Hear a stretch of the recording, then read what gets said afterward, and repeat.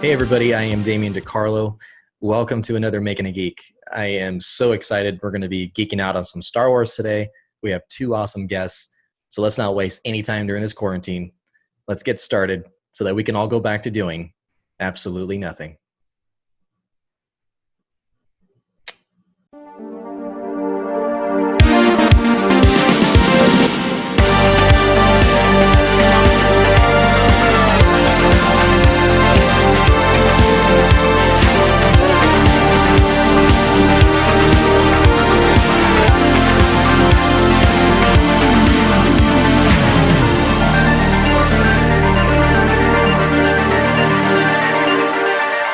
My guests today on the show are two very awesome geeks. They are an Eisner-nominated publishing company called Fanbase Press, known for such graphic novels as Quince, and have their own podcast, the Fanbase Weekly.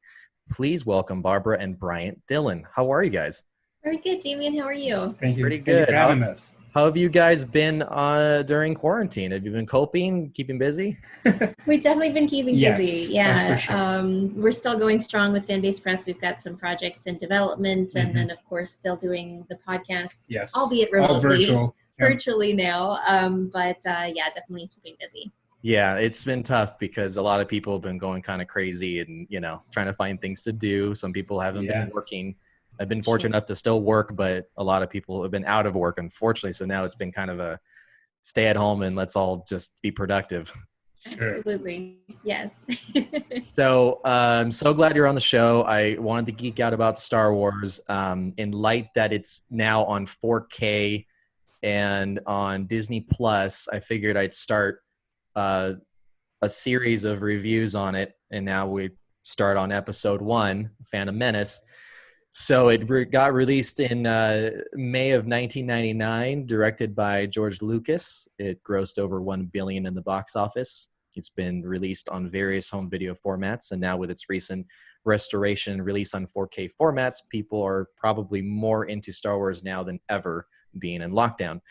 So looking 21 years later, looking back, which is crazy. Let's let that sit in for a second. 21 years ago. It's so crazy to say. Yes. 21 years. Time has seriously flown by for me. Like that's crazy for me. But and as big geeks as such as yourselves and myself, I wanted to look back and see what do we think now back in 1999. Looking back on this now in 2020, after the completion of all 9 episodes of the Skywalker saga, the side stories, the animated series. There's been so much since then. Yeah. It's safe to say we've come a long way. For Absolutely. sure. Do you want to you go ahead and start? Sure.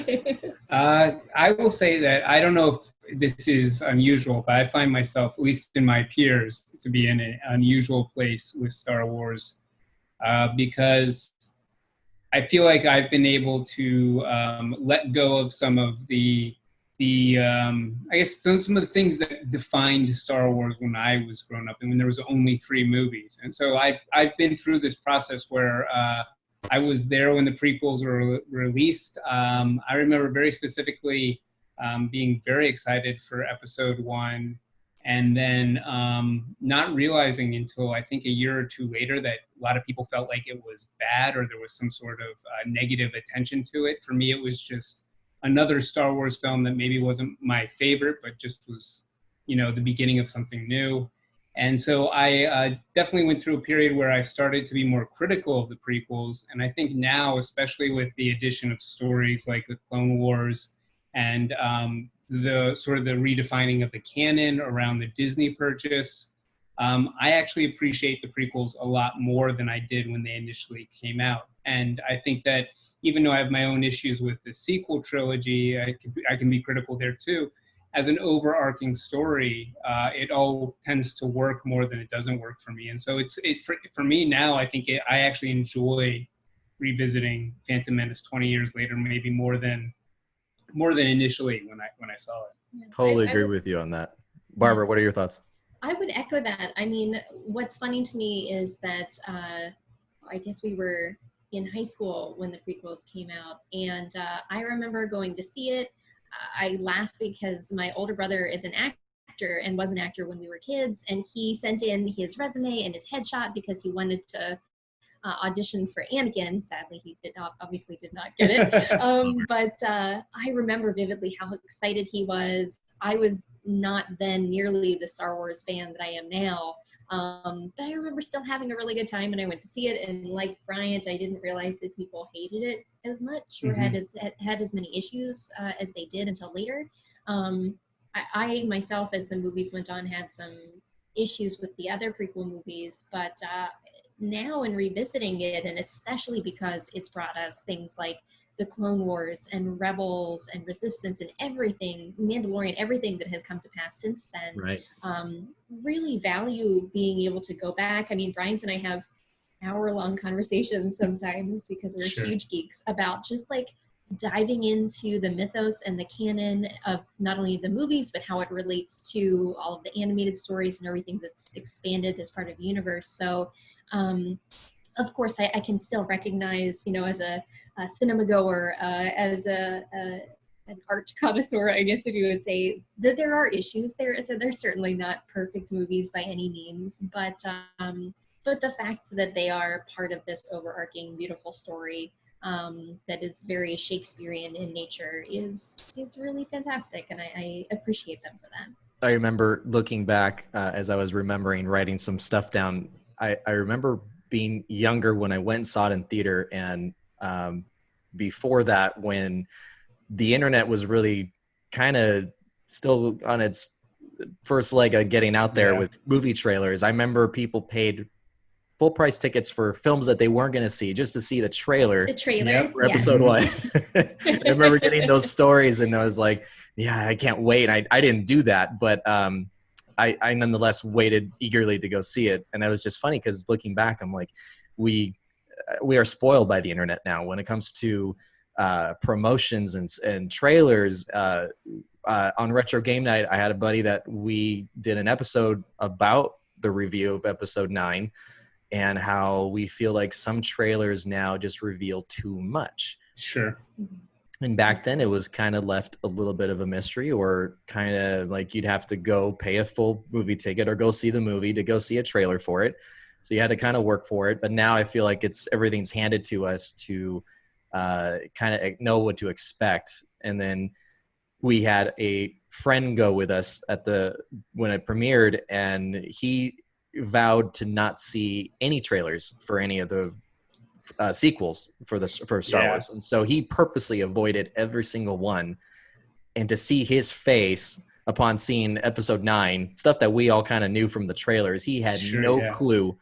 And he was just giddy and having a fit. So I feel that nowadays it's kind of nice to be able to have that sense of surprise. Like we did during episode 1. We didn't know where it was necessarily going to go except for Anakin. What are some of the memories you guys have as far as the movie in terms of like, did it live up to what you wanted in episode 1 looking back, or did it improve, like you said, Bryant, over time as you saw it later on? For me, it definitely was over time, I guess. I remember I had a funny way of seeing it. I was in high school. I got my teachers to actually sign off on a official absence to get out of class because there was a new Star Wars movie. And I dressed up with like 4 people in my small town, and we went and saw it once in the day by ourselves, and then I think my family came with me later that night, so I saw it twice that first day. And I remember distinctly the second time being sort of anxious or bored maybe during certain parts, and sort of anticipating other parts that I was looking forward to, especially the finale with the lightsaber battle. I think really wowed everybody. But now, and I also will say, I do remember being like sort of resistant to the idea of midi-chlorians and this idea of demystifying the Force, because we had one of the things I talk to Barbra all the time is we came into this film, I think, and the new prequels, or the new prequels, like you can refer to them like that. Series? No, these were the new films when we only had the original trilogy, you know, and so these were sort of like, oh, these are these new prequels but we had these very defined ideas as an audience of like, this is what a Jedi is, and this is what a Sith is. And even not even really knowing, like, it was more dark Force users, because they didn't really say Sith very much at that time. And so there were a lot of things where I think we as an audience were on a different level or different page than George Lucas, because he had these thoughts in his head, and he didn't, I think, at the same time quite understand that we didn't completely understand it. It takes years later to go like, oh, we defined as an audience everything about the Jedi off of Obi-Wan Kenobi, who was sort of a failed Jedi living a weird like resurgence or rebirth sort of in the desert that isn't even what the Jedi were like at their height and why they were corrupted. And so I remember being very like, as a Star Wars fan, like, oh, I don't know how I feel about this stuff. Now I go back and look at it, and it's really fascinating.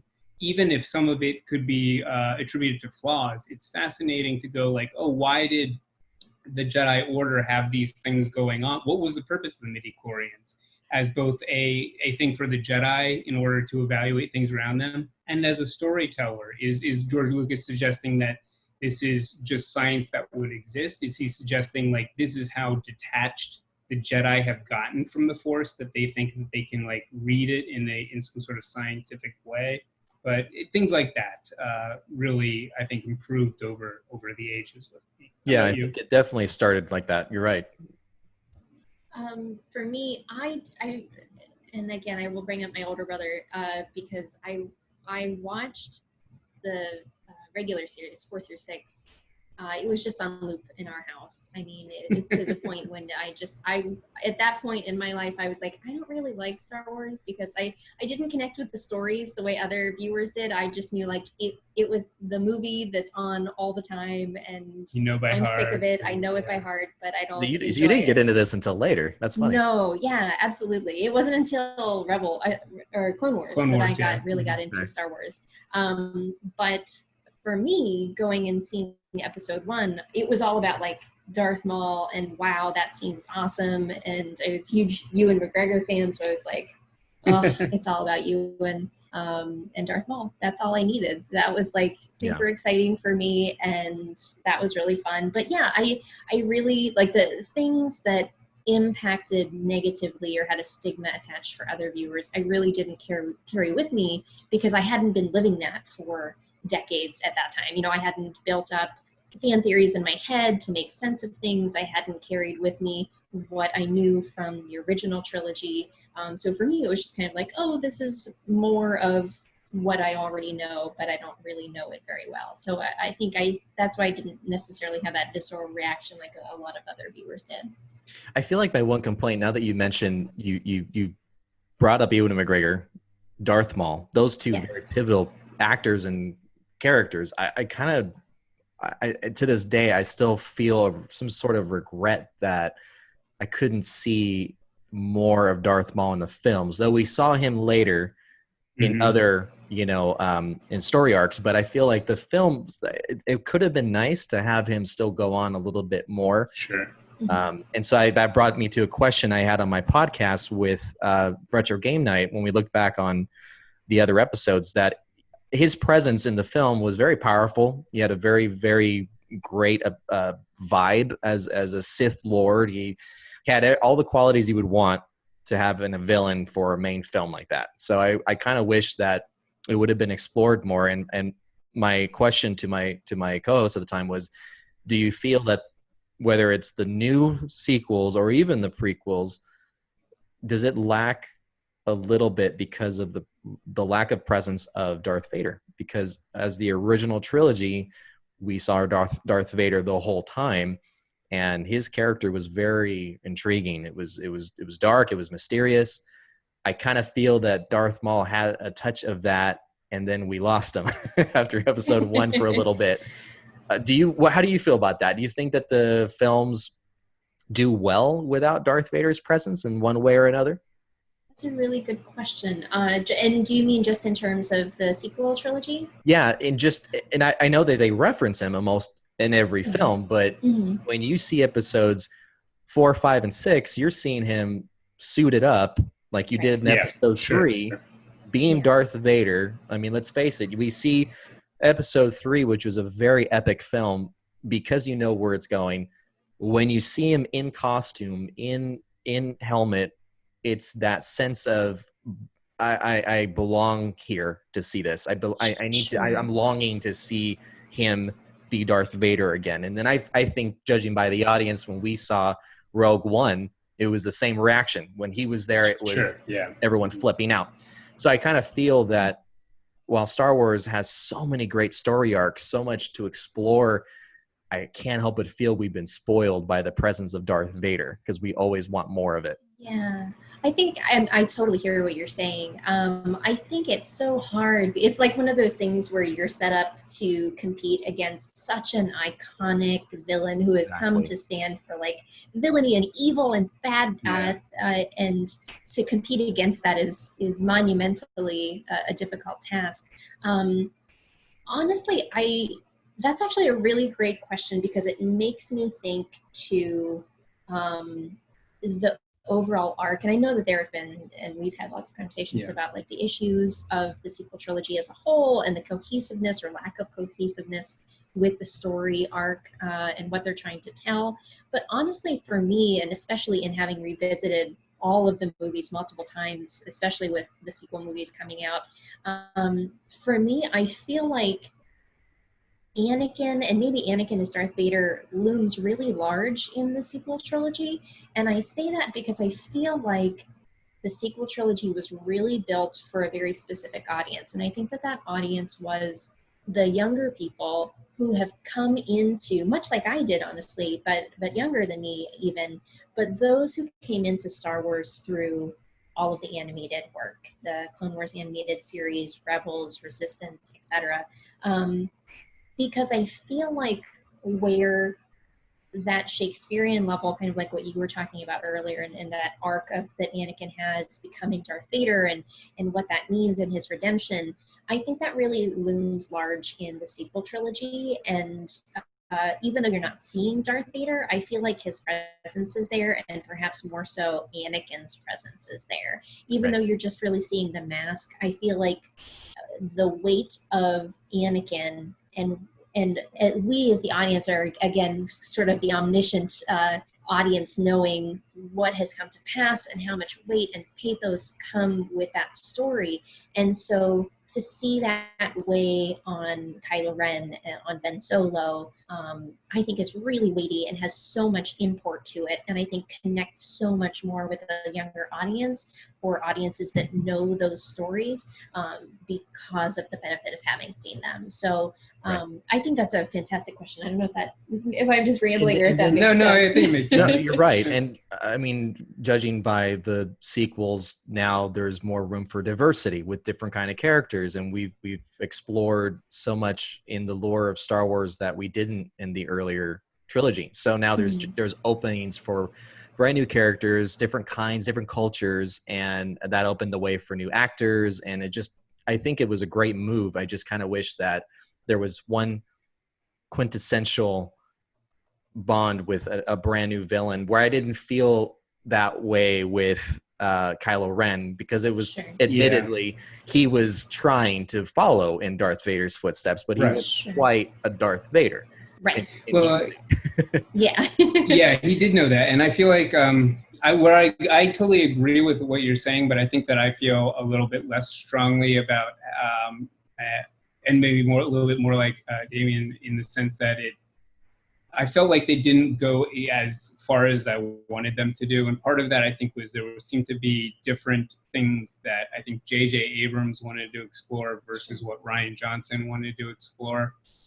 They both had really interesting aspects of Kylo Ren to bring up, but it feels like we started Force Awakens with the idea that Vader would loom as a very prominent presence, and then it sort of disappeared for a film to a degree, you know? And I feel like, for me, what I would have loved is to dive a little bit more into these things. What the presence of Vader as a young adolescent, how that affected Ben, how that made him turn away, why it made him believe that his parents were maybe on the wrong side.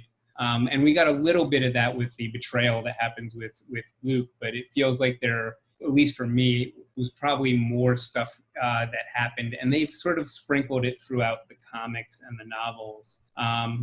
But the one place where I do really agree with you, Barbara, is, and it's not, I could, nitpick it, but they get to a place by the end of the films, and because the saga films really are Anakin's story, the story of Anakin and Darth Vader. Sure. They get to a place at the end of the 9th film where he is able, or I guess, Ben is able to essentially do what Anakin was looking to do. To finish what he started. Yeah, to finish what he started, to do what Anakin was looking to do, to be able to save the people he loved from dying, from death. And so he's able to bring Rey back from death by turning away from the dark side, accessing the light side. And so he does complete a certain arc for Anakin in that sense by finding a selflessness that I think Anakin discovered, in Return of the Jedi. Mm-hmm.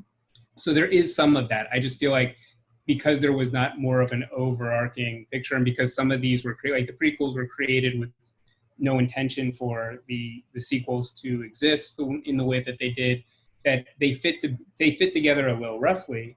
But I guess the one thing I would suggest with that is, if you think of all of these from a fairy tale perspective, which they really are, like space opera fairy tales, they can have sort of this malleable quality. I guess I kind of view them as like, hey, these are legends that people like passed on and on and on, and they sort of morphed, as they went through the galaxy. Sure.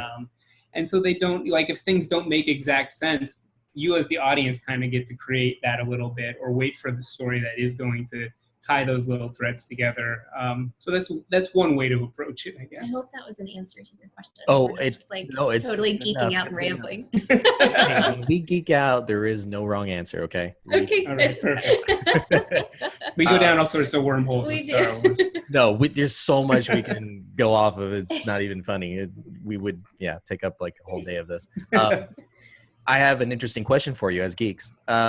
What do you think would have happened to this story in Phantom Menace, in the story of Anakin, had Qui-Gon not died at the end? Oh, it would have been I think he would have been a whole different character. A lot.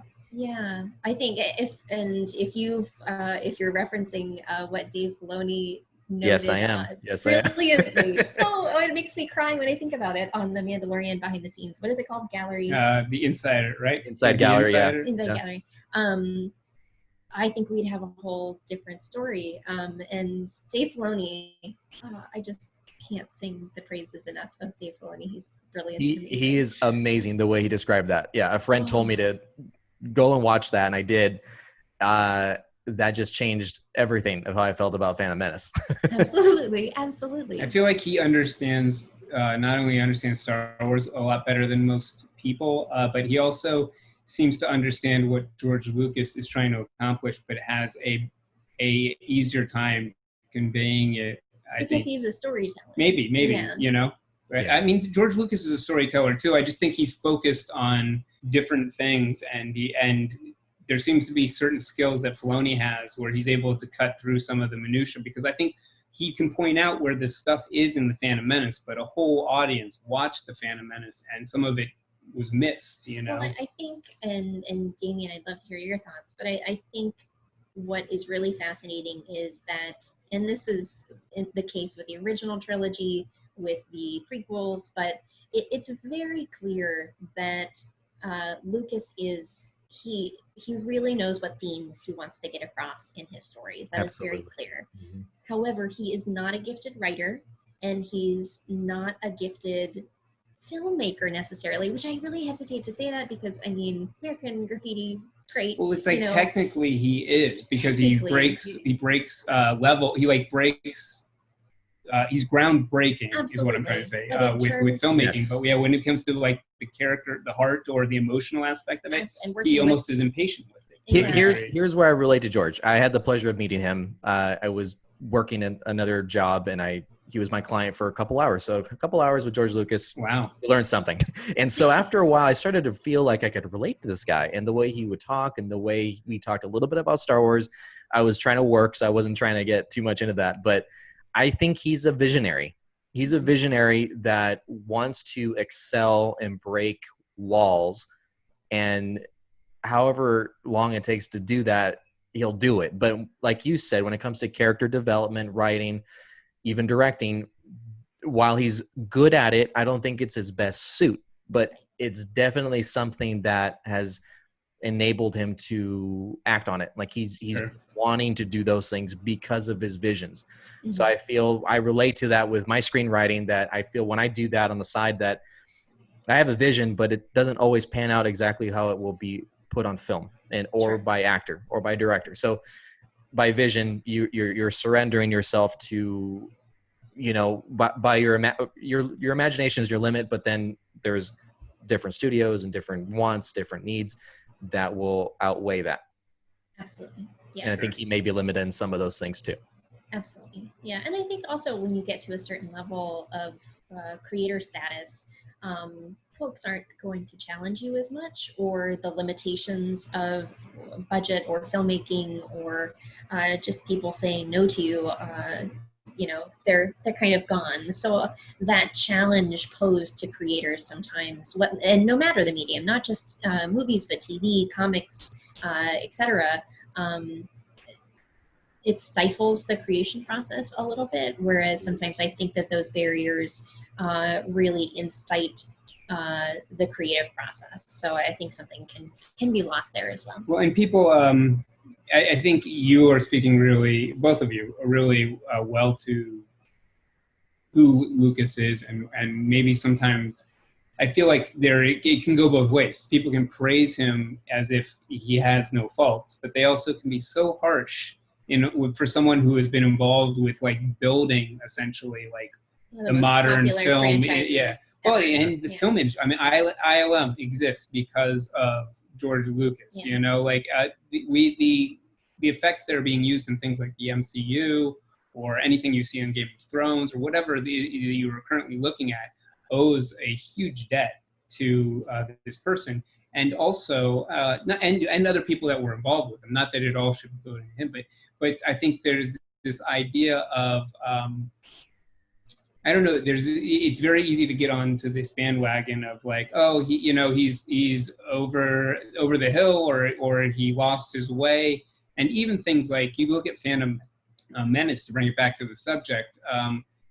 So many people will deride this film for being too CGI heavy, and it's actually, if you break it down, it's actually the second prequel where they really started to get into CGI. There was Absolutely. a lot of CGI used in this film, but there are huge parts, like most of the podcast race is all miniatures, and the fast pod race, the pod race. Yeah, it's mostly miniatures, and the fact that we think it's CGI is a testament to how much skill there was in making this film. You know, it just is. Yeah, maybe some of the attention wasn't as much paid to the script, or there were some things that were rougher. And at the same time, our actors are dealing with being the pioneers, the astronauts, if you will, of like, hey, here's a new technology, go act inside this. No one else has ever done it before. You can't ask anyone else for any kind of how to deal with it. Here's a completely CGI character. Have a scene with him. I feel George was limited in episodes 4, 5, and 6 for a lack of technology, and then during episodes 1, 2, and 3, he was limited on his being critiqued for too much technology. So I feel that while the CG, it was heavy use in episode 1, but definitely in episode 2, a lot. That's when everything became blue screen. I feel that episodes 4, 5, and 6 just have more of an organic feel because they used models. I just kind of feel that there was more life to it. And looking back, rewatching episode 1 recently, there was heavy use of CG. There just was, and I don't think it was horrible by any means. It just dates that era, and that he was trying to excel to greater feats as far as, you know, technology, and trying to bring something more real to his vision. But do you guys feel the same way with the CG use of episodes 1, 2, and 3? Like, do you feel like it's too much? Do you feel like it's too little? I feel like it's too much. I would even say some of the things that were added to 4, 5, and 6, I don't particularly Oh like. yeah. Well, I haven't even gotten there to special editions yet. Yeah. I think for me though, as a moviegoer,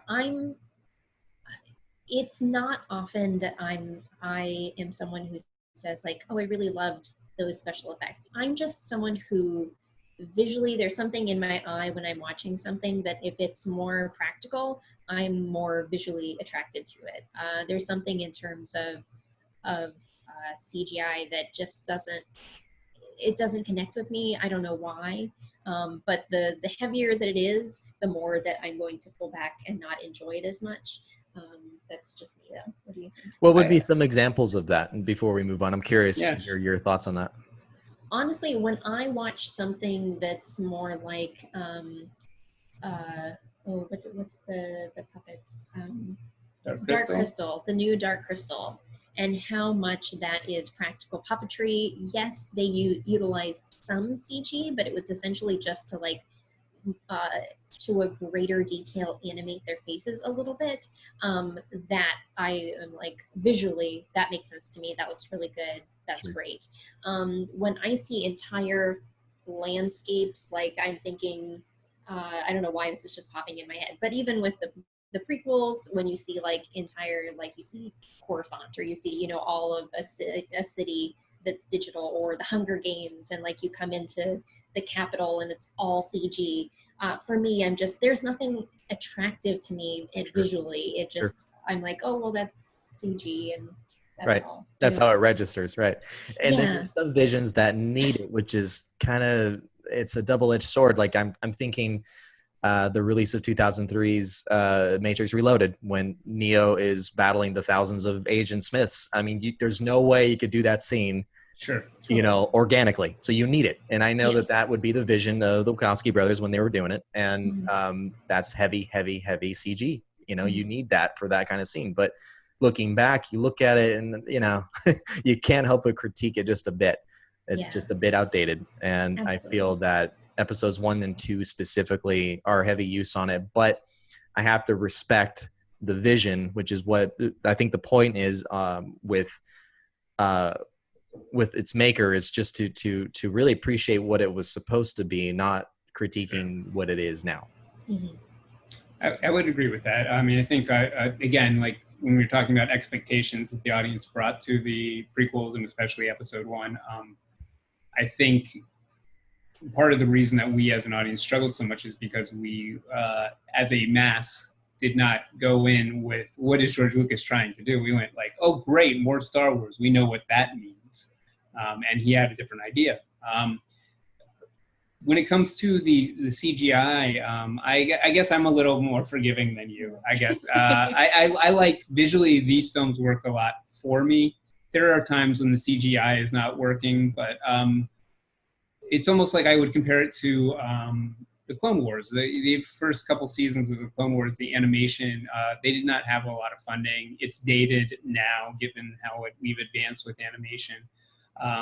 But because the characters are working, and because I love Star Wars and the franchise, I know that for me, I'm willing to get through some of the stuff where I have to kind of bear with, you know, the technology of the times. I kind of feel like that with the prequels. There's not technological issues that I have. It's more, you know, if I have any nitpicks, it becomes things that I guess I'm a little iffy about with George Lucas, like his choices with regarding characters or takes. Right. I do think audience, or not audience, but cast is the one that I would say probably struggled the most. I think that if there could have been something more, it feels when you're watching this that the cast did not have a lot of support in regards to like what environment they were in, what they were, how they deal with this new technology. I think some of them got it, and some of them clearly struggled a lot more. And I think some of the younger actors,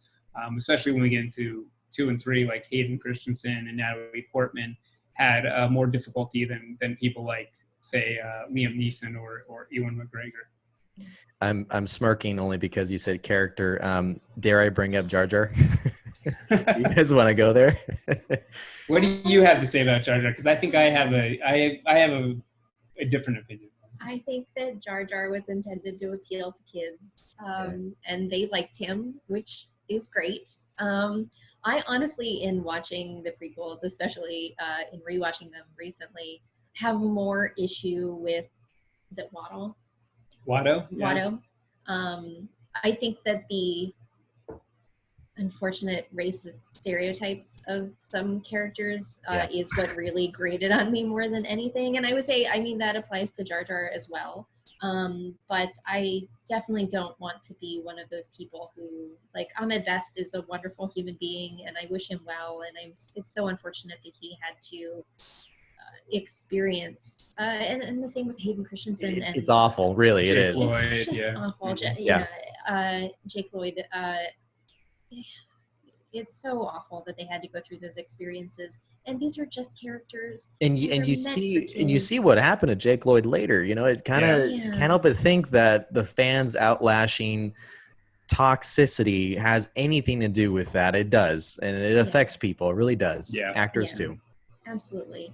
And I don't think that these characters like Watto or like Jar Jar were created maliciously, but obviously in a more aware and mindful space as we are now. I think we can look back and say, like, you know, maybe had there been some oversight, or maybe had there been some more inclusivity in terms of the writing room, or just the crew, there could have been some greater conversations about, like, hey, maybe, you know, we steer clear of utilizing these dialects or utilizing these stereotyped characteristics.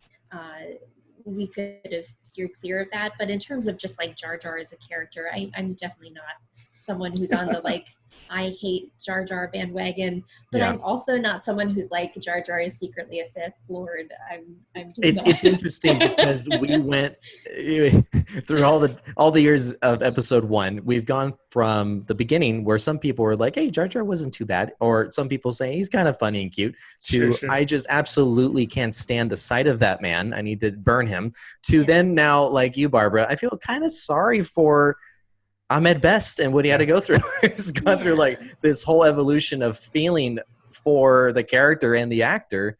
Yeah. And I wonder where that will go 20 years from now when we look back. And now he has his own TV show, which is great. And he gets to be a Jedi, which is fantastic. So it's very exciting. That's good. It's an interesting, it's definitely an interesting journey for the character. And I did not dislike, I never had like a liking for Jar Jar. I wasn't like, oh, huge Jar Jar fan, but I never had the hate that some people had. I guess what always confused me, especially with my theater friends, I remember having these debates backstage about Star Wars during like productions of Cabaret and things.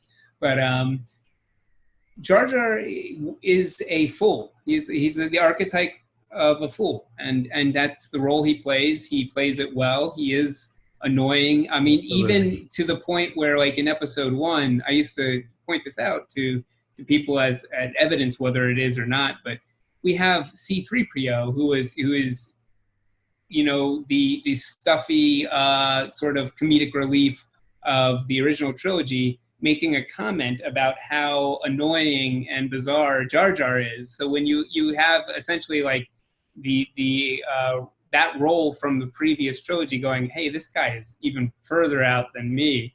I think there was an intention behind that. And I honestly wonder if we lost some sort of bigger role that character would have played in the next 2 films because of the backlash, because I think it does seem like he disappears. There was an intentional like, well, people don't like him as much as I thought they would, so he disappears. He gradually went behind the curtain. Right. He does show up in the Clone Wars a few times and have some episodes that are somewhat consequential.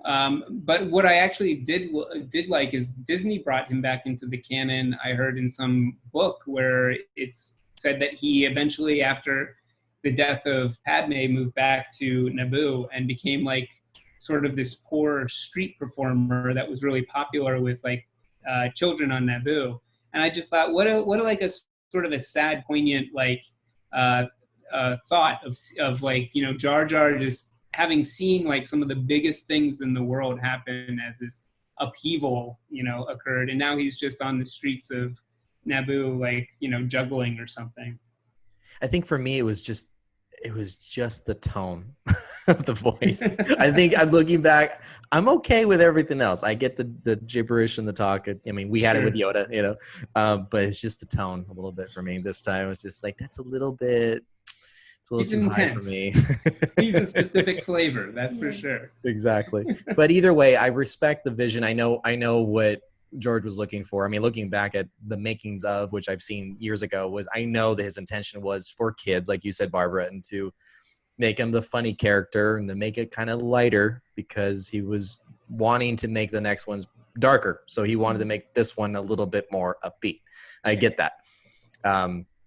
With the backlash that he's gotten and the prequels, I think has changed. I think it really has. And I think looking back,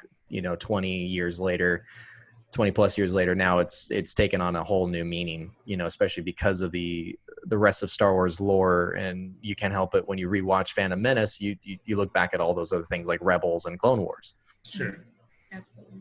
I would say the next thing that I want to talk about would be, you had episodes 4, 5, and 6 with John Williams with his amazing score, very pronounced with the Empire theme song, the Darth Vader theme, and then you get a very drastic, dramatic change with Duel of the Fates. And I would say this was quintessential in this new saga. It put a new face as to what to expect. I think that from here, John Williams' career changed for a different kind of vibe than it was for 4, 5, and 6. Do you feel that, well, first of all, do you agree? I think that first I will say, and I will do a plug actually for another podcast called Blast Points, which is a fantastic Star Wars focused podcast. But they had a gentleman on who's a composer and who has worked on, it wasn't Kevin Kiner, was it? No, I don't think so. But he's worked on some Star Wars video games as a composer, but he really knows and understands composition and broke down the entire Star Wars saga, and it was amazing. So for your listeners, and viewers, I would highly encourage them to check out this episode of the Blast Points podcast. I'll try to find the link for you. But it's when you see how in depth and in what great detail John Williams has built all of the music for all 3 trilogies, it's amazing.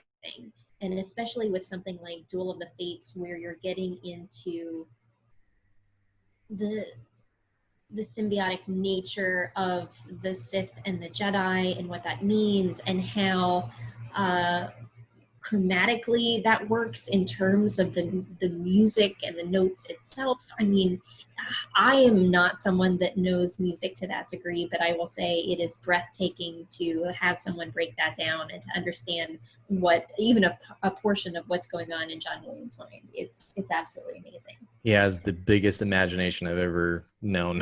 I've never met the man, but to do everything he's done, he's kind of evolved with each film. Although you can kind of tell it's always John Williams, but Sure. Something about episode 1's Duel of the Fates was kind of like that game changer. It was like, okay, you're going to go this direction. Yeah. And I feel that changed the mood for what was to be a foreshadow of Anakin's future, which we already knew, but it was well done. And I can't help but feel that when we've seen the other side stories, the composer escapes my mind. I want to say Michael Giacchino might be the composer for Rogue One, and for Solo, as far as I remember. Did he do Solo as well? He might have. Yeah, you might be right I about can't that. remember. He may have. I don't remember, but that mood changed, and it wasn't like necessarily a bad thing. It just was. You can't help but miss John Williams's feel to the film that he had already established for so long. And now all of a sudden we're changing the story and the music, which to me plays a huge part in films.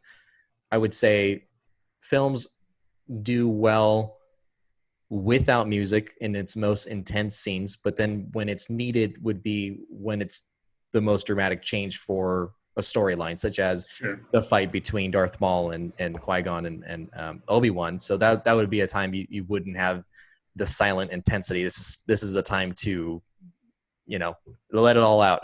Yeah. Well, and Sure. even something, and this was such a small detail, but even with that, the fact that there were vocals to that, and there had not been vocals with any Exactly. other music, is such a defining shift and change that it speaks so much to the undercurrent and like what is happening and the tone that Williams. Well, and there's looking for. actually there's a couple. I remember. I think this was in the episode you're talking about. There's this moment that in Return of the Jedi, in the throne room, where Luke sort of finally loses. Vader pushes him to an edge where he suggests that he's going to turn his sister to the dark side, and he loses it, and they clash. And there is this vocal choir that has, yeah. Well, it wasn't in any of the movies except Return of the Jedi. At that point, they had an Emperor's theme that had that. But also this one moment where you have this moment of father son, good versus evil, battling, and the vocal swells, and so it's almost like there was an intention from Williams to go like, hey, we touched on that epic battle that has been going on over and over and over again for eons, but here we are in the height of it, and Duel of the Fates is at the prime. This is just Return of the Jedi. It's the last Jedi and the very last of the Sith. But here we are when it's in the height of both of these empires. And so I totally agree with you. I think that the music of the prequels is like some of the most successful and fascinating stuff that they had. Yeah, and that battle was, as we were talking about with the Mandalorian extras that we were watching that on Disney Plus, that is such an important fight because of what happens from there. Essentially, once Qui-Gon's gone.